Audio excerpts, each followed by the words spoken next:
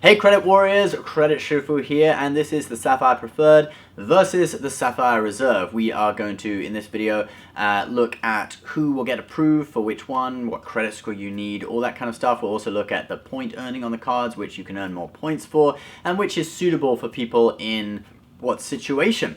So let's get started. So first of all, we're going to have a look at applying for these cards and who is going to get approved for them. So we looked at quite a few websites that rate credit cards and looked at some recommended minimum credit scores for these cards. And so it seems that most sort of sites and bloggers and stuff recommend for the Sapphire Preferred a credit score of 690 or above, and for the Sapphire Reserve a credit score of 720 or above. Now, I know that there are going to be some people in the comments who are going to say, you know, like, you're wrong, it's not 690, I got approved with 675 credit score. Okay, so if we say, you know, there's a recommended credit score, it doesn't mean that certain people who have credit scores lower than that won't get approved for it if they have, you know, other aspects of their credit report. Maybe they have a really long credit history or something else going for them, you know. But just in general, you know, we can most likely guarantee people with credit scores of this figure or above will get approved, okay? So for the Sapphire Preferred, it's 690. For the Sapphire Reserve, it's 720. Now, recommended credit history. So for the Preferred, I would recommend at least 9 months of credit history. And for the Reserve, I would recommend at least a year. Now, Mrs. Credit Shifu got the Sapphire Preferred in her first year of credit building, around 9 months, I seem to remember. The Sapphire Reserve, I got it at 11 months, but I had to go through reconsideration, so I had to phone up the reconsideration line after they'd rejected me, and one of the questions they asked was, why is your credit score, credit history so short? And I told them, well, I'm a new immigrant to the country, I only started building credit less than a year ago, because that's when I decided I'm going to stay, and that was the reason. And they were like, oh, okay, that's fine, right? So from that, I kind of think, yeah, probably more than a year of credit history for the Reserve. Now also, in addition to those factors, there's also the minimum credit limits on these cards. So the Sapphire Preferred, the minimum credit limit people get approved for is $5,000, and for the Sapphire Reserve, it is $10,000. Now, why is this significant for applying for the card? Well, it's significant because if you don't have other credit cards on your credit report that have similar limits, Chase possibly will be less likely to approve you. So if you only have other cards that have, let's say, $1,000 limits, they might not want to approve you all of a sudden for a card that has a $5,000 limit, okay, 5 times what you've had before. If you've had limits of, say, $3.5 grand before, a jump up to 5,000 isn't that big a jump, okay? But jumping from 1,000 to 5,000 is. And likewise with the Sapphire Reserve, because their minimum credit limit is 10,000, so me personally, when I applied for it, even though my credit history wasn't very long, I had 2 Amex cards that both had $10,000 limits.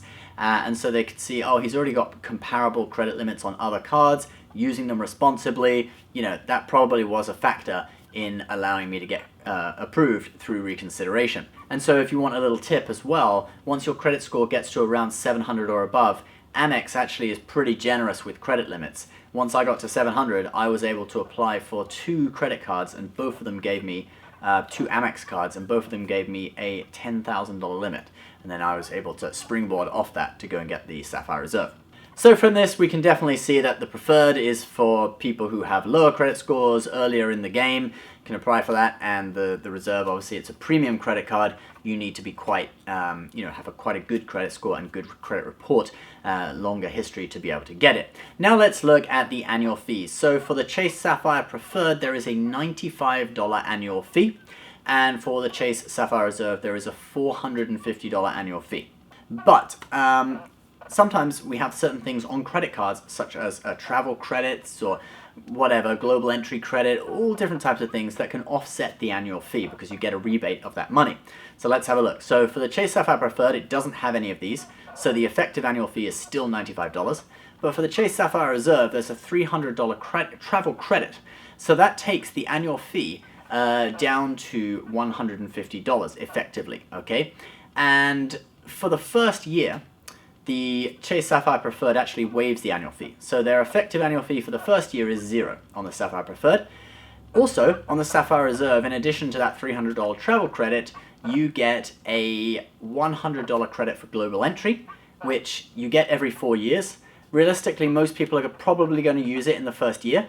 So the effective annual fee for the first year on the Sapphire Reserve is just $50. So you can see for the first year, obviously the Preferred wins, and the Reserve isn't much, far behind. And then for other years after the first year, the Chase Sapphire Reserve is only actually $55 more expensive than the Sapphire Preferred. Alright guys, let's now look at the points that can be earned on these cards. So both of these cards have a 50,000 Chase UR points sign-up bonus after spending $4,000 in the first 3 months, okay? Obviously the Sapphire Reserve, when it came out, it was a 100,000 point bonus, but now they're both the same. So it doesn't really matter which card you get from point of view of sign-up bonus. Let's now look at point earning. Obviously they earn 1 point per dollar on everything, but the bonus category on these cards is travel and dining, of which the Sapphire Preferred earns 2 points per dollar, and the Sapphire Reserve earns 3 points per dollar. So obviously Sapphire Reserve is winning. Now the points are valued differently between these two cards when booking travel directly through Chase. If you're booking, air tickets by transferring to airline partners, it's exactly the same with the two cards, doesn't matter. But booking through Chase, booking travel, the Sapphire Preferred gives you a 25% bonus, so points are worth 1.25 cents a piece. And with the Sapphire Reserve, you actually get a 50% bonus, so points are worth 1.5 cents a piece when booking travel directly through Chase. And because of this, it brings the value of the bonus category, all right, travel and dining. On the Sapphire Preferred, that value is 2.5 cents per dollar spent, or 2.5% back on travel and dining spending. And on the Sapphire Reserve, it's 4.5 cents back per dollar, or 4.5% back per dollar spent. So we can see the Sapphire Reserve is a clear winner on that, earning almost double because, you get 1 point extra per dollar and those points are worth more when booking travel. So just a note about this as well.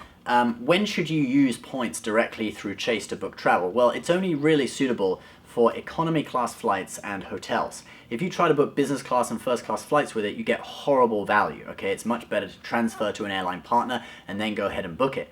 But for example, I can give you some examples of booking economy. When we had the Sapphire Preferred, we actually booked Ever Air to Taiwan with about 70,000 UR points return, okay? We looked at prices if we transferred to United, which is a Star Alliance partner, same alliance as Ever Air, and then we booked through United to on Ever Air. It was about 70,000 return in economy as well, but there was less choice, less award availability. They didn't have the time of flight we wanted, so instead we went for just booking directly through Chase.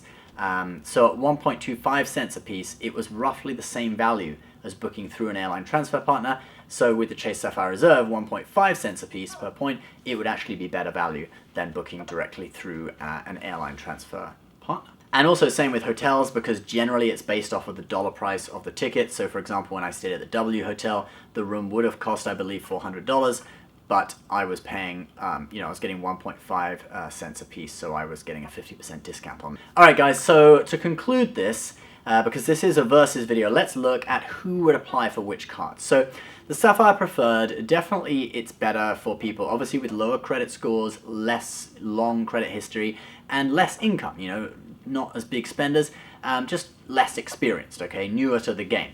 Sapphire Reserve, obviously premium credit card, more experienced people, higher credit scores, all that. Sapphire Preferred also for people who they want to get the card, but they're not so sure about it, so they don't really want to commit. So the first year, they waive the annual fee, so you could get the bonus, get the sign-up bonus, and keep it for just under 1 year, and then either close it or downgrade it to a no annual fee card like the Chase Freedom. And that's actually what we did. Mrs. Credit Shuffle got the Sapphire Preferred. She kept it, we got the bonus, we kept it for 1 year, we booked that flight on Ever Air to Taiwan, and then she actually, I'd already got my Sapphire Reserve by then. It didn't make sense to have 2 Sapphires in the family, when one is the Reserve and one's the Preferred, which is less good, it earns less points. So she decided to downgrade it to the Freedom. She actually downgraded it just after she'd paid the annual fee, but we called up Chase and they did actually refund the annual fee for us, which was very nice of them.